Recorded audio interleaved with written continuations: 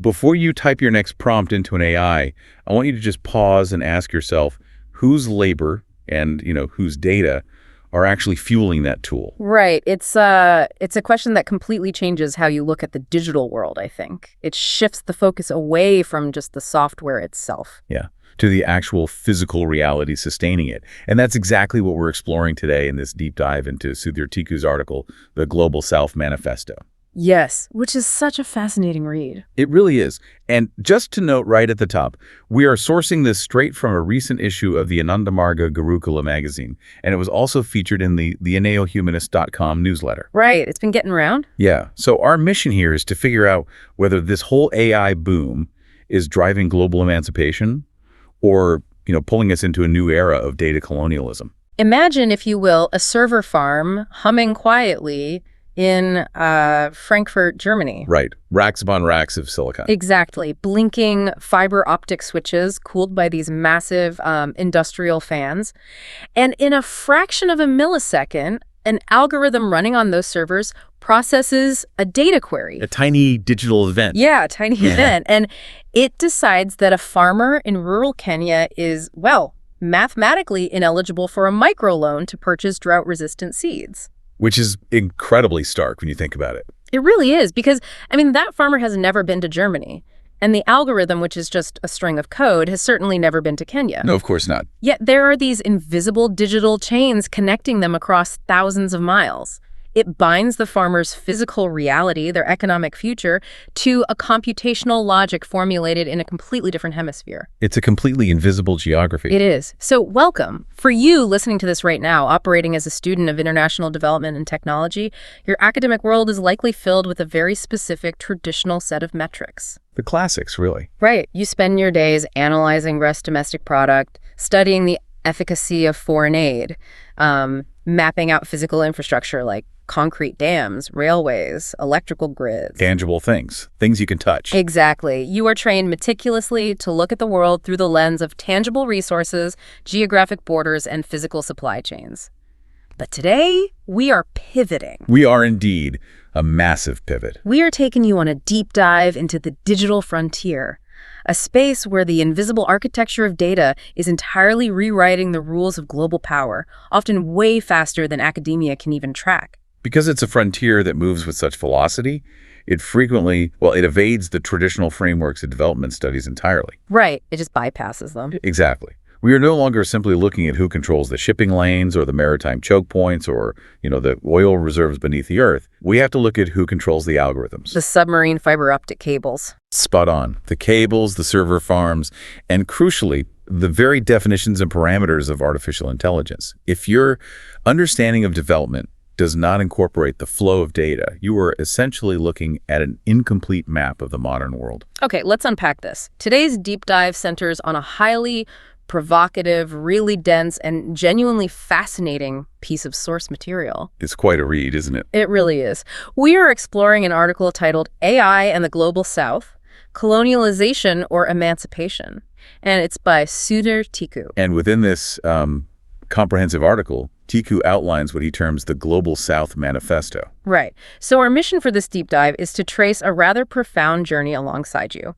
We want to travel from the colonial histories of the past histories you are no doubt deeply familiar with from your core modules right through to the mechanics of algorithmic independence in the future. It's a massive temporal shift. Huge, because the ultimate goal here is to understand a paradigm shift.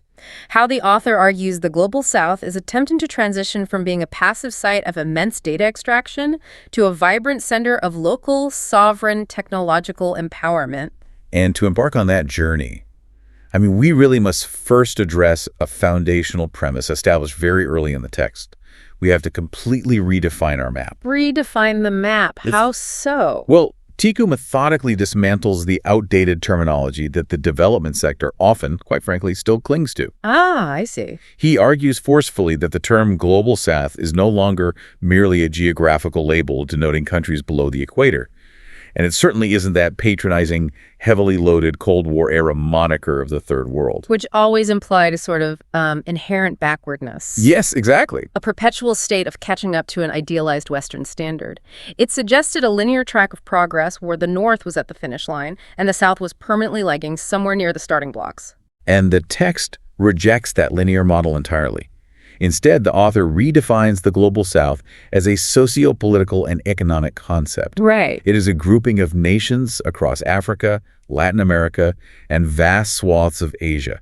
And what binds these nations together in this context is not their latitude, but a shared history and a shared systemic position within global power structures. So it's about shared experience. Precisely. They share a history of colonization, of centuries of economic extraction, and of political subjugation by a small, concentrated group of Western powers. But the author makes a crucial pivot here, right? He does, and this is vital.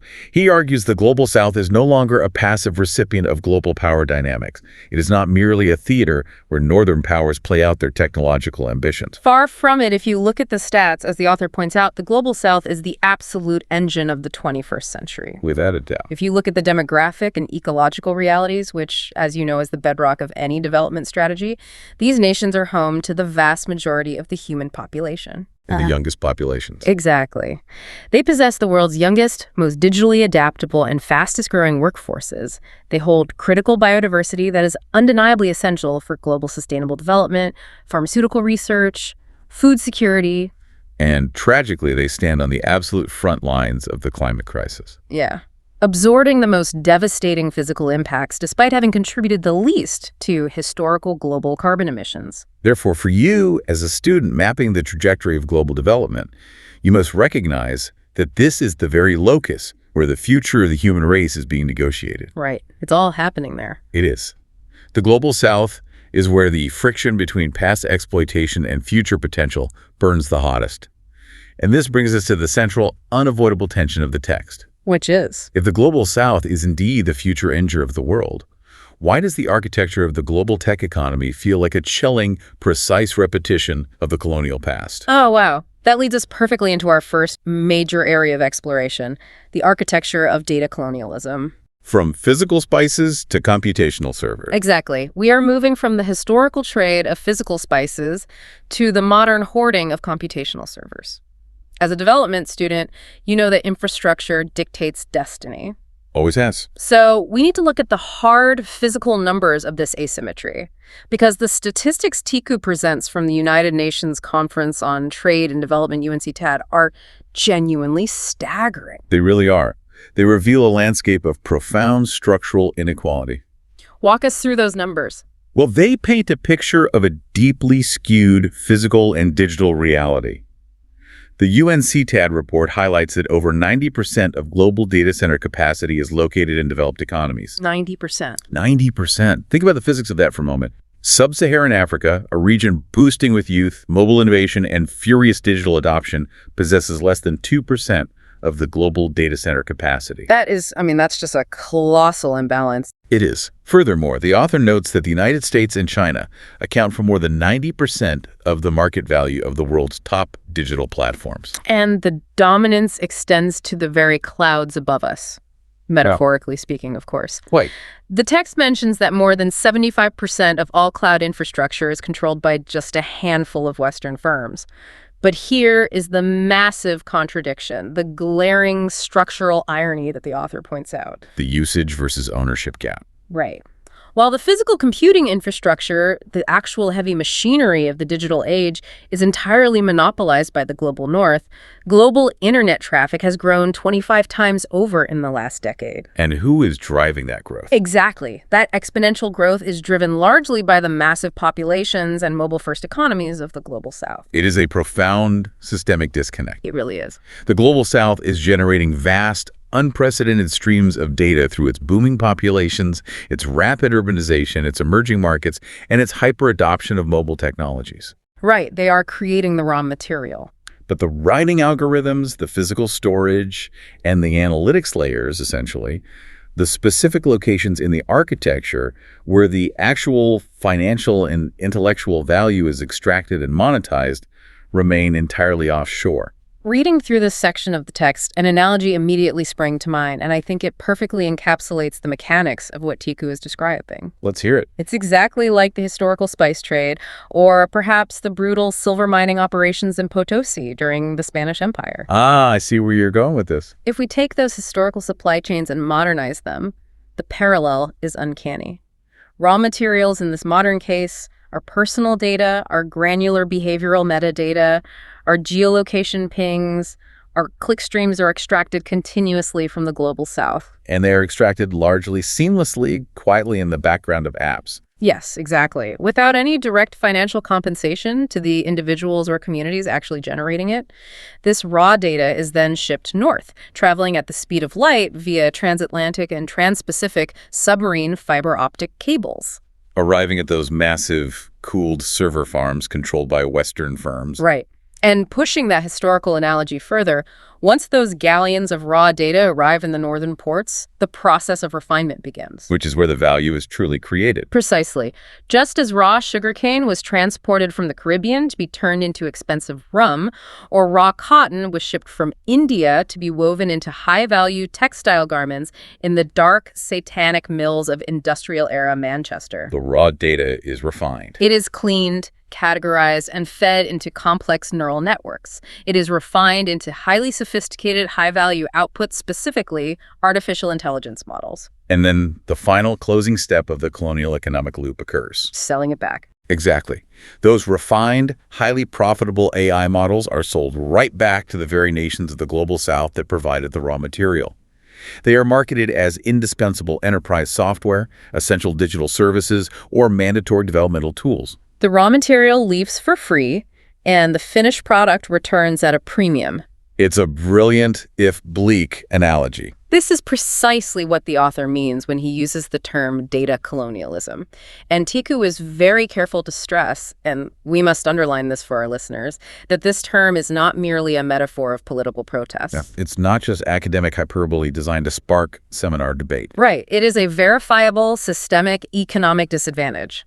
The legacy of colonial maps, those arbitrary lines drawn in European drawing rooms to divide continents and extract physical resources, has evolved. Today, it is algorithmic parameters that are redrawing the realities of global trade. The wooden galleons are gone, the brass cannons no longer guard the physical harbors, but the extractive economic dynamic remains eerily, fundamentally intact. And we must recognize the sheer scale of this extraction.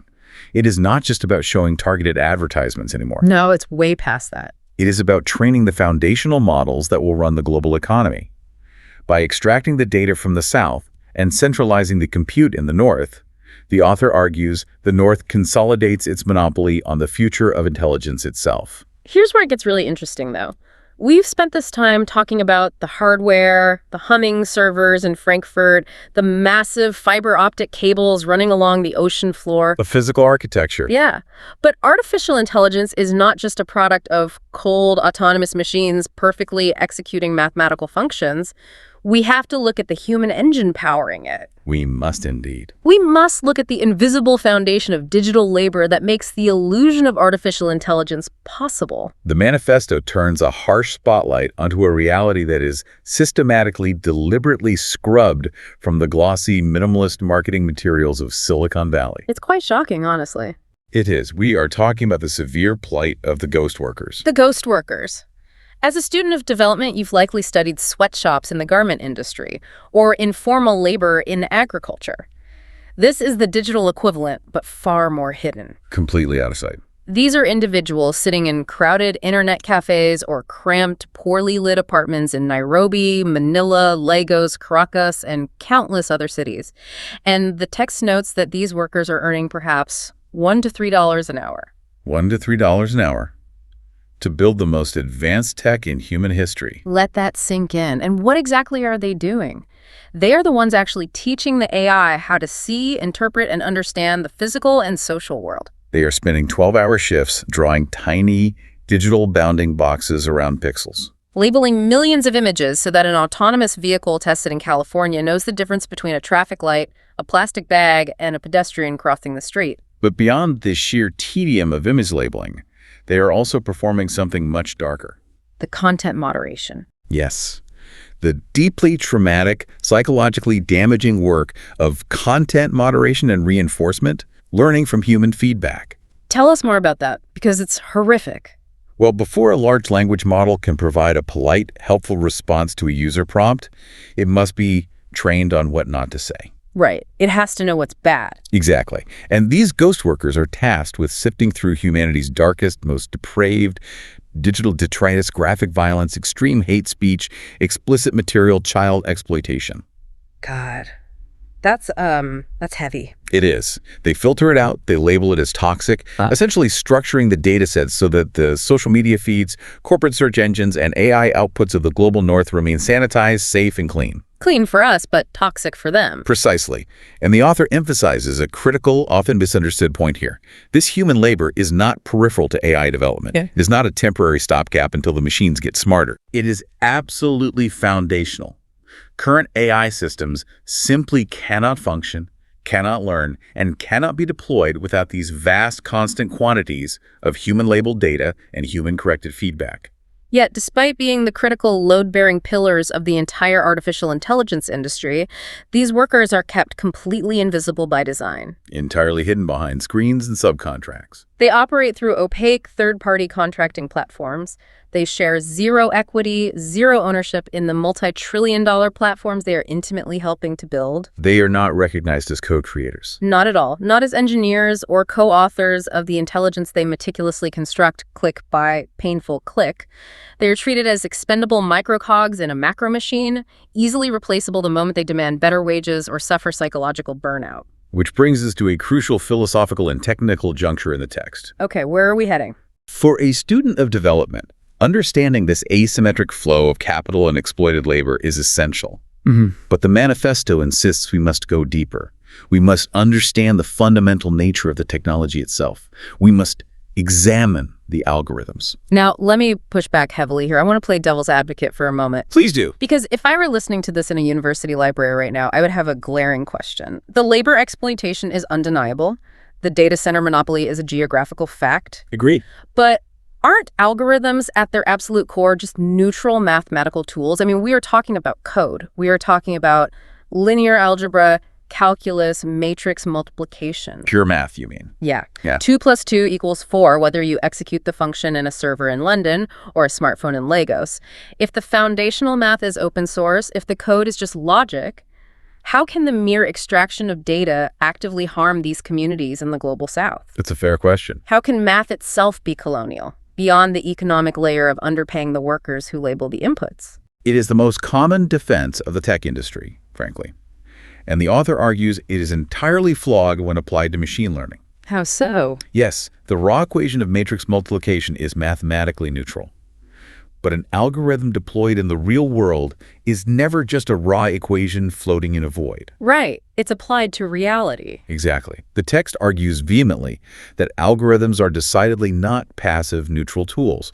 They are active agents that structure our socioeconomic reality. Okay, I'm following. To understand how math becomes colonial, we must look at how an AI model is actually built. An algorithm requires three things: the mathematical architecture, an optimization goal, and the training data. The 3 pillars of a model. Right. Now, the math might be neutral, but the optimization goal is defined by humans with specific economic priorities. And crucially, the training data is an imperfect historical snapshot of a deeply flawed world. Right. The algorithm needs numbers to multiply, and those numbers come from scraping the internet. Precisely. Much of the data used to train these systems is vacuumed up from the internet without any informed consent, representing decades or centuries of human interaction. Human interaction, which is famously not neutral. Not at all. And this scraped data inherently, unavoidably encodes historical biases. Tiku provides stark, chilling examples to illustrate this mechanism. Let us look closely at predictive policing models. Okay, let's unpack that example. The stated optimization goal of the math is to predict where future crimes will occur to efficiently allocate police patrols. Seems logical on the surface. It does. To do this, the algorithm ingests decades of historical crime data, arrest records, and geographic information. But if that historical data is the product of decades of systemic bias, say, a city where underprivileged communities or communities of color were disproportionately targeted, over-surveilled, and over-policed for minor infractions, the data will show a higher density of arrests in those specific postcodes. Exactly. The algorithm does not understand the sociology of systemic racism. Right, it doesn't read history books. No. Or colonial policing policies. It only understands the data points. It views that biased historical data as a ground truth mathematical reality. It learns that postcode X equals high crime. And then it outputs a recommendation? Yes. It outputs a recommendation to deploy more police patrols to postcode X. Because there are more police there, they inevitably make more arrests, even for petty offenses. Which creates new data. Exactly. These new arrests are fed back into the system, perfectly validating the algorithm's initial biased prediction. The math functioned flawlessly, but the outcome is the active reinforcement of colonial-era prejudice. It is a tragic, inescapable, self-reinforcing loop. The subjective prejudice of the past is laundered through the veneer of objective technology, becoming mathematically encoded into the architecture of the future. It's what some researchers call math washing. Math washing, that's a brilliant term. And we see the exact same mechanism in financial algorithms, which is incredibly relevant for international development. Extremely relevant. In the Global South, massive portions of the population operate entirely within the informal economy, or in rural cash-based systems that leave absolutely no digital trail. The unbanked, or informally banked. Right. So when global financial algorithms, which are trained on northern banking behaviors, are deployed to determine access to microcredit, business loans, or crop insurance, they search for specific data points. They're looking for credit card histories, continuous formal employment records, utility bills in a specific digital format. And because these individuals in the Global South lack that specific, highly structured digital footprint demanded by northern banking standards, the algorithm simply invisibilizes them. Yes. The algorithm acts as a digital gatekeeper. It doesn't necessarily evaluate them as high risk. It often cannot evaluate them at all. Which just defaults to a no. Exactly, which results in an automated denial. It effectively redlines entire demographics, millions of people, out of economic participation simply because their lived reality doesn't match the required data structure of the imported model. The math is executing its instructions perfectly, but it is enforcing a standard of legibility that is fundamentally alien to the local context. So, synthesizing this, the author's arguing we are not just talking about the physical extraction of data or the economic exploitation of ghost labor. No, we are talking about something far deeper, far more insidious, which leads us to the next major theme of the manifesto. The colonization of the future itself. Yes. The author suggests that this architecture of data colonialism leads to a profound psychological extraction, the colonization of the future. The text introduces a highly evocative, powerful concept here, the inheritance of chains. I found this specific part of the manifesto particularly striking. It's very poetic, but analytically sharp. Very. The author posits that in the past, during the era of physical empires, chains were forged of iron. They were visible, heavy, and enforced by the blunt, brute force of a colonial military or mercantile company. You knew you were chained. Exactly, you knew it. But today, the chains are invisible. They are weightless. They are made of code, of API integrations, of cloud data dependencies. And crucially, they are not enforced by the threat of violence. No. They are enforced by what Tiku brilliantly calls the seduction of inevitability. The seduction of inevitability. It is perhaps the most dangerous psychological tool of the current tech paradigm.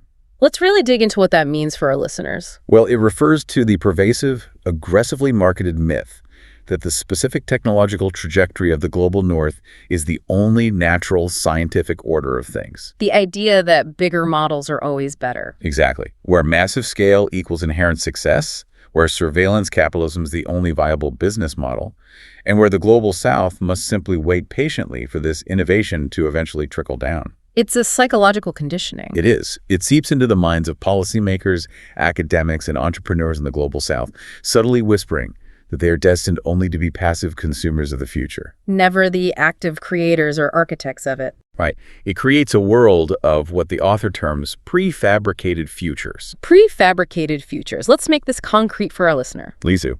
Imagine you're evaluating a new digital healthcare initiative in Lagos, Nigeria. A well-funded startup in California has developed an AI diagnostic tool. Okay, happens all the time. All the time. But that AI was trained almost exclusively on Californian health data, Western medical paradigms, and the genetic markers of a predominantly northern demographic. Right. When that prefabricated future is exported and deployed in Lagos, it inherently dictates what healthcare looks like, potentially misdiagnosing local ailments or ignoring regional epidemiological nuances because it simply lacks the baseline data. Because it wasn't built for that reality. Exactly. Or consider a bureaucratic framework drafted in a European parliament that strictly governs data privacy. Like the GDPR. Like the GDPR. When that exact framework is forced upon a cooperative of smallholder farmers in Andhra Pradesh, India, it might completely misalign with their traditional communal methods of sharing agricultural data. The Global South is reduced to a passive theater. Yes, where scripts written entirely elsewhere by people who do not understand the local context are performed. It forces an epistemic monoculture. And this is exactly where the text demands a radical, uncompromising shift in perspective from anyone studying development. And the author argues that the answer to this technological imperialism is absolutely not to simply reject technology, right? No, not at all. The goal is not to become Luddites, smash the servers, and retreat from the digital age. So what is the answer? If rejecting technology is off the table, how does a community, or an entire nation, push back against a prefabricated, imported future? How do they break the seduction of inevitability? Exactly. Well, the author turns away from Silicon Valley white papers and looks to an Andean myth to illustrate the philosophical path forward.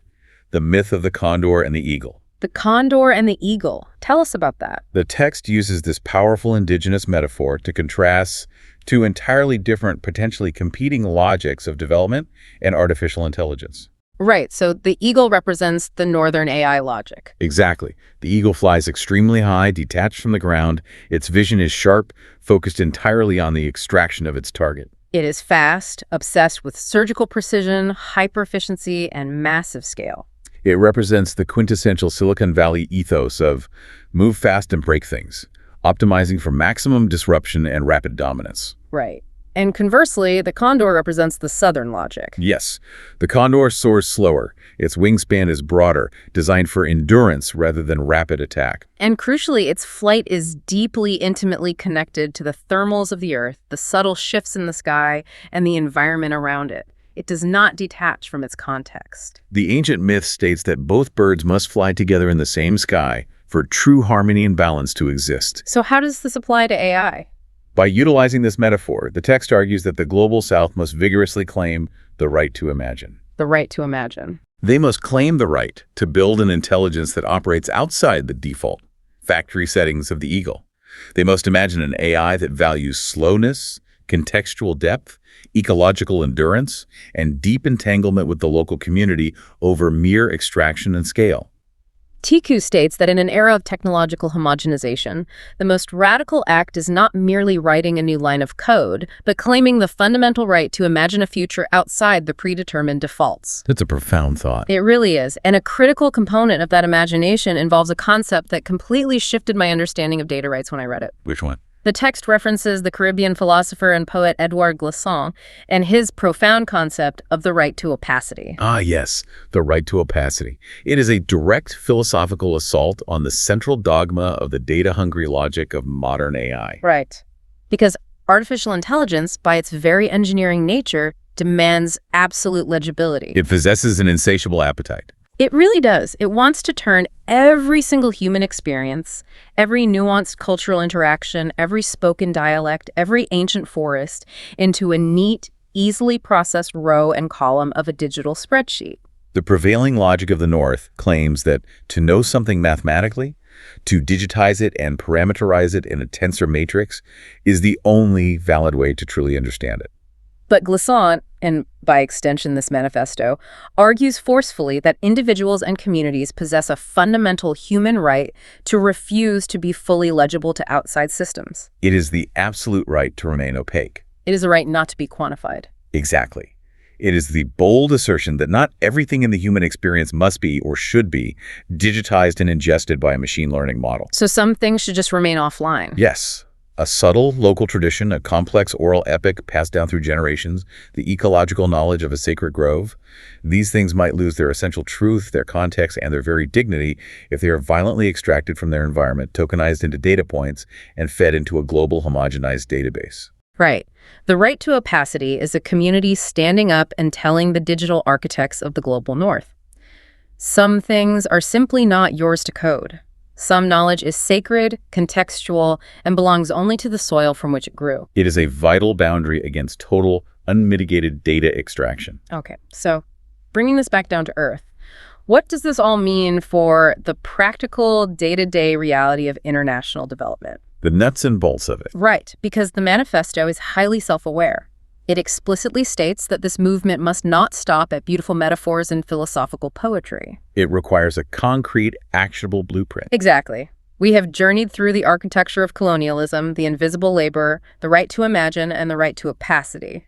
Now, we must transition to the hard mechanics. What are the concrete steps communities and nations can actually take to reclaim their digital infrastructure? This brings us to the core of the text's pragmatic advice, the blueprint for sovereignty, and it is meticulously built upon 5 distinct pillars. Let's break these down deeply, explaining the how and the why, because this is where the theoretical rubber meets the road for our student listeners. Let us begin with the foundational base, Pillar 1. Sovereign compute. Sovereign compute. As the author notes, drawing on industrial history, every empire has its factories, its sites of heavy production. In the age of artificial intelligence, the factory is the data center. Compute is the new capital. Exactly. If you do not physically own or control the compute, your digital imagination is permanently held hostage by whoever owns the machines. You are merely renting your future. And right now, as we discussed earlier, those machines are locked away in California, Frankfurt, Virginia, and Beijing. So the blueprint demands a massive infrastructural shift. Which is? Tiku proposes the creation of regional compute alliances. Regional compute alliances, meaning countries teaming up. Precisely. Instead of each developing nation struggling alone to build billion-dollar data centers and constantly being outbid by northern tech monopolies, imagine massive shared supercomputers built, funded, and governed by southern geopolitical blocs. Oh, I see. Like the African Union pooling its resources to build a continental compute cluster. Or ASEAN creating a shared sovereign AI grid in Southeast Asia. Pooling resources is the only viable economic strategy to break the dependency on foreign cloud monopolies. But the blueprint argues it must go deeper than just jointly purchasing servers from Western vendors, right? Oh, absolutely. Sovereign compute is impossible if the hardware itself is a black box. Therefore, the text fiercely advocates for the adoption of open hardware revolutions, specifically focusing on architectures like RISC-V. Okay, let's not gloss over RISC-V. As a development student, you might not be an electrical engineer, but you need to understand why chip architecture is a geopolitical issue. Why does open hardware matter so much to sovereign compute? It is a critical choke point of control. How? Currently, the fundamental architecture of computer chips, the instruction sets that tell the silicon how to process information, like DD6 or ARM, is heavily guarded intellectual property. Owned by Western companies. Largely controlled by a tiny handful of northern tech giants, yes. If your national data center relies entirely on their proprietary chips, you are legally and technically locked into their ecosystem. You have to play by their rules. You must pay their exorbitant licensing fees, you are subject to their export controls, and crucially, you cannot fully audit the hardware. Ah, meaning you don't really know what's inside it. Exactly.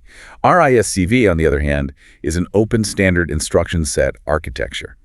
It means the foundational blueprint for how the chip operates is open source and free for anyone to use. So anyone can build a chip using those instructions. Sovereign compute requires hardware that southern communities can actually design, adapt to their specific needs, manufacture locally, and most importantly, critically audit for themselves. Because you cannot have sovereign tech if you cannot independently verify that there are no hardware-level backdoors built into your silicon by a foreign intelligence agency or a corporate vendor. Precisely. And there's a vital ecological component woven into this first pillar as well. The energy source. Right. The Global South holds immense, largely untapped natural resources, abundant equatorial sunlight, massive river systems for hydropower, geothermal heat. The manifesto argues that these new sovereign data centers must be powered entirely by local renewable energy grids. They have to be. Because if a southern nation builds a massive state-of-the-art data center, but powers it by importing expensive foreign fossil fuels, they haven't achieved sovereignty. They've simply swapped a digital dependency for an ecological and economic dependency? Precisely. The infrastructure must be sovereign from the silicon to the power source. But wait, is this actually realistic to build all this from scratch? Well, before one dismisses this as utopian, the author points out that this kind of rapid, systemic leapfrogging is not an academic fantasy. The Global South has a proven track record of executing it. Right. The classic development case studies that every student knows. Think about telecommunications. Yeah, vast swaths of the Global South leapfrogged the incredibly expensive, slow process of laying copper landline telephone infrastructure, jumping straight to universal mobile network adoption. Or look at finance. Moving from a complete lack of traditional brick-and-mortar retail banks straight to revolutionary mobile money systems like M-Pesa in Kenya, which fundamentally rewired the economy. The manifesto argues that the South has the agility to leapfrog again. They can bypass the proprietary, ecologically disastrous data centers of the North and jump straight to sovereign, renewable-powered, open-source compute grids. Which brings us logically to Pillar 2, data dignity. Data dignity. If Pillar 1 secures the silicon engine, Pillar 2 is about securing the fuel. If the sovereign compute is the physical infrastructure, the data is the nutrient that feeds it. Building a sovereign data center is useless if foreign corporations are still legally permitted to extract all the valuable data from your population.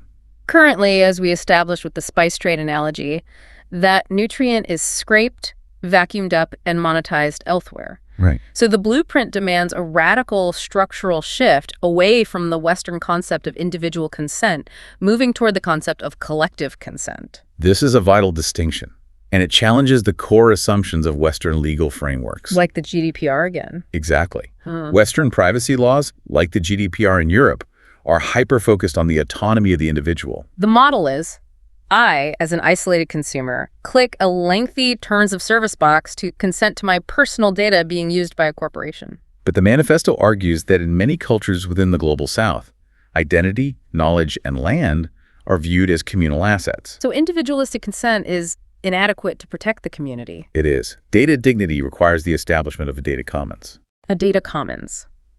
So conceptually, this means that a village, an indigenous tribe, or an urban workers cooperative must legally co-own the data they collectively generate. Yes. And they must share equitably in the economic value that data creates. It fundamentally elevates the concept of consent. It's no longer just about blindly accepting a user agreement to access an app. It's about establishing the collective right of refusal. The right of refusal. Just as a sovereign nation possesses the legal right to refuse to allow a foreign mining conglomerate to drill for oil on its indigenous land, a community must have the legal, structural, and technological right to refuse the digital extraction of its citizens' data by a foreign tech monopoly. Exactly. It is about shifting the paradigm to treat data not as a digital exhaust fume or a waste product of our online interactions, but as a sovereign, immensely valuable natural resource. And securing the raw data naturally transitions us to the human element required to process it, which is Pillar 3, labor recognition. We must return to the ghost workers we discussed earlier. The invisible armies in Nairobi and Manila, annotating images and moderating trauma. The blueprint unequivocally states they cannot remain ghosts. No, they cannot. The first step is regulatory. It calls for the establishment of mandatory global fair wage standards for all digital microlabor. And it stresses that this is not to be framed as corporate charity. And certainly not as foreign aid. No, definitely not. Yeah. It's meant to be a non-negotiable, legally enforced global floor for human labor. But the blueprint goes much further than just demanding a better hourly wage, doesn't it? Oh, it does. More profoundly, it calls for a complete shift in ownership and structural recognition. Tell me more about that.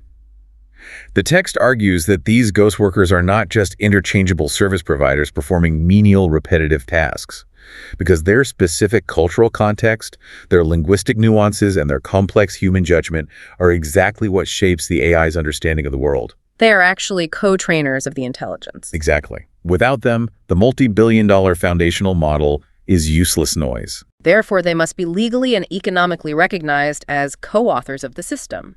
And the blueprint even suggests structural mechanisms for this, leaning heavily into the concept of platform cooperativism. Platform cooperativism. Imagine digital labor platforms, the very software used to distribute these microtasks that are entirely owned and governed by the workers themselves rather than a venture capital firm. It changes the entire dynamic. When a northern tech giant needs data labeled, They don't go through an exploitative middleman.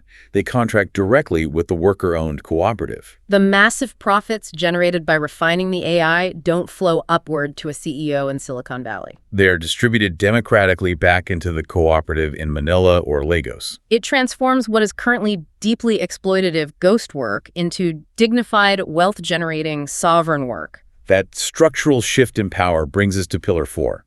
Governance and non-aligned tech. Here, the author draws a brilliant, highly relevant historical parallel that will resonate strongly with any student who has studied international relations or Cold War history. Yes, the non-aligned movement. During the mid-20th century, the Cold War gave birth to the non-aligned movement, a coalition of newly independent nations deciding they would not be forced to choose sides. They would not become proxy battlegrounds for either the Soviet Union or the United States.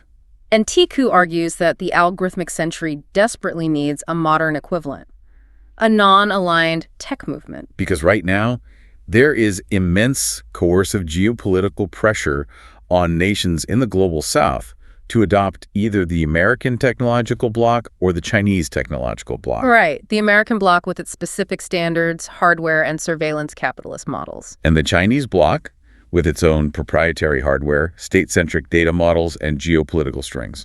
Choosing either bloc means accepting a profound level of dependency, technological lock-in, and foreign surveillance. The blueprint demands an alternative path. It calls for the drafting of binding South-South treaties on artificial intelligence. By creating shared regulatory frameworks, unified data standards, and joint technological protocols, Southern nations can form a massive, unified bloc. This prevents Northern tech monopolies from utilizing divide-and-conquer tactics. Playing developing nations against each other in a desperate race to the bottom to offer the cheapest data extraction rights or the lowest labor costs. It demands that Southern governments are no longer just invited as token, silent participants to global AI safety summits in London or Washington, but that they wield real, collective geopolitical power to co-write the very rules of global algorithmic governance. In this context, neutrality is not passivity. Neutrality is immense power. It means diversified partnerships, sovereign standards, and the refusal to be a digital proxy state.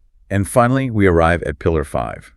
Cultural sovereignty. Cultural sovereignty. The text argues that while economic and infrastructural colonization are devastating, the most insidious, subtle, and permanent form of colonization is cultural. It is the algorithmic erasure of local dialects because they aren't supported by global machine translation models. It's the flattening of incredibly complex, ancient cultural stories into standardized, commodified data sets meant to train a chatbot.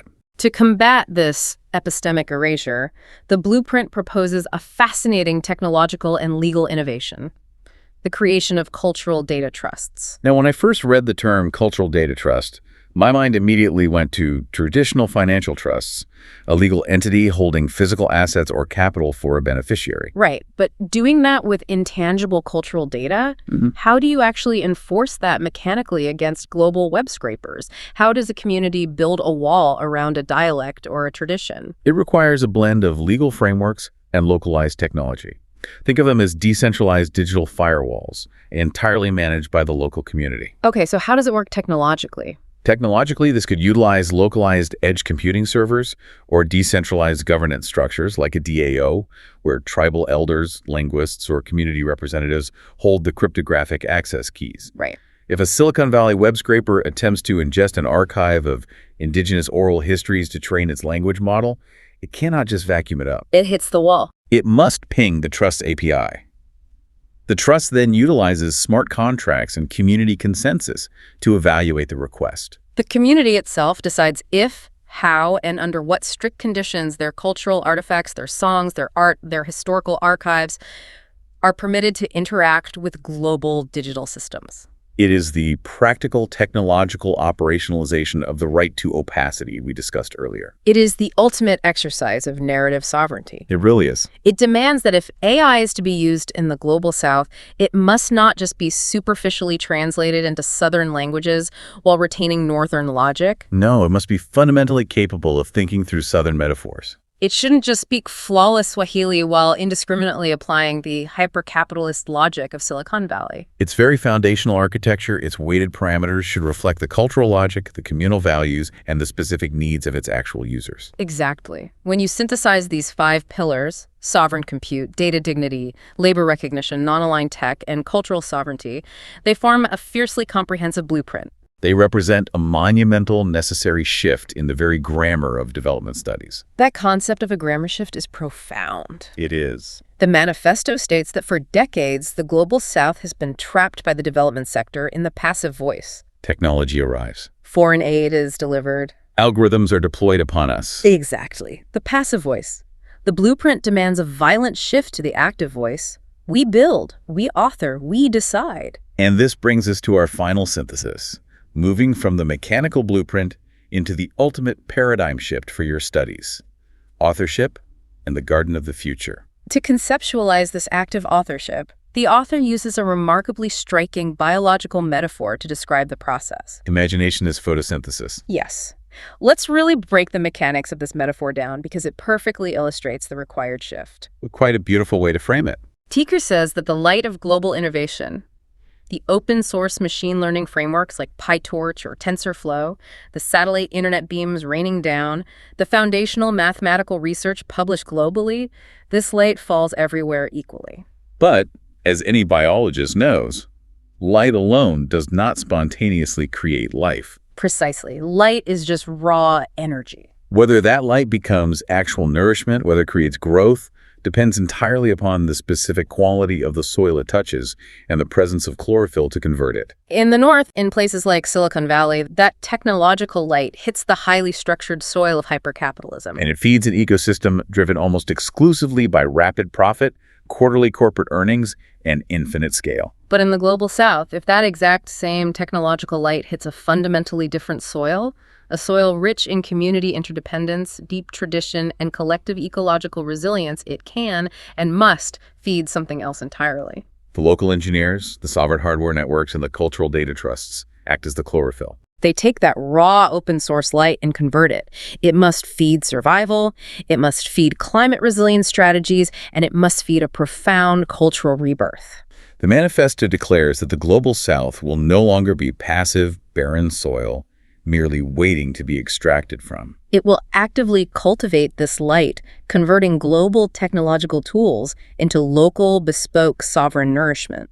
This metaphor raises a vital, overarching question regarding how we fundamentally envision the future of technological progress on a planetary scale. How so? Well, the northern vision largely is that of an industrial factory. A massive, endlessly scalable, hyper-efficient data factory. Where human inputs are rigorously standardized, deviations are minimized, and outputs are perfectly homogenized for seamless global consumption. But the Southern vision, as proposed and fiercely defended by this manifesto, is not a factory. No. It is a garden. And a garden is a vastly different, far more complex ecosystem. A garden does not scale infinitely. You cannot simply copy-paste a garden from California into the soil of Kenya and expect it to thrive. It requires an intimate, localized understanding of the specific microclimate, the pH of the local soil, the indigenous pests, and the seasonal rhythms. Most importantly, a garden must be intentionally, painstakingly tended by those who live in it. Let's extend that garden metaphor to the digital realm. Let's do it. If the sovereign technological future of the Global South is a garden,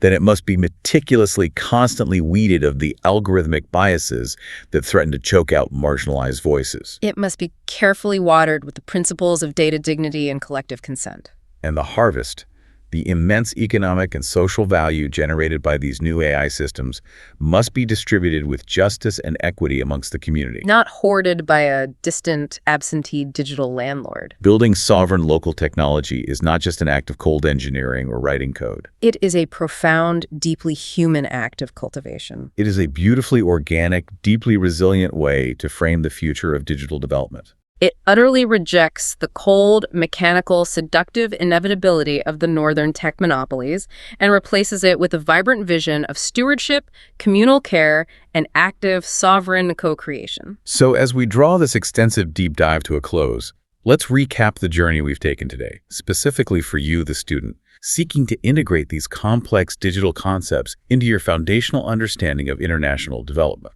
We began by completely redefining the map, recognizing the Global South not as a geography of deficit, but as the dynamic, demographically dominant engine of the present and the future. We then traced the stark physical architecture of data colonialism. We examined the latency and the physics, noting how the historical patterns of brute resource extraction from spices to silver have seamlessly mutated into the invisible extraction of raw data. Processed in monopolized northern data centers and sold back as mechanisms of algorithmic control. We shone a harsh light on the invisible human foundation of the system, the ghost workers laboring in the shadows for pennies. And we meticulously broke down the mechanics of how active, highly consequential biases become mathematically encoded into the AI we are forced to use every day. We explored the deeply psychological inheritance of chains, The severe danger of accepting imported, prefabricated futures, and the radical, necessary assertion of the right to imagine an alternative. including Glesson's powerful defensive right to opacity. And finally, we walked step by step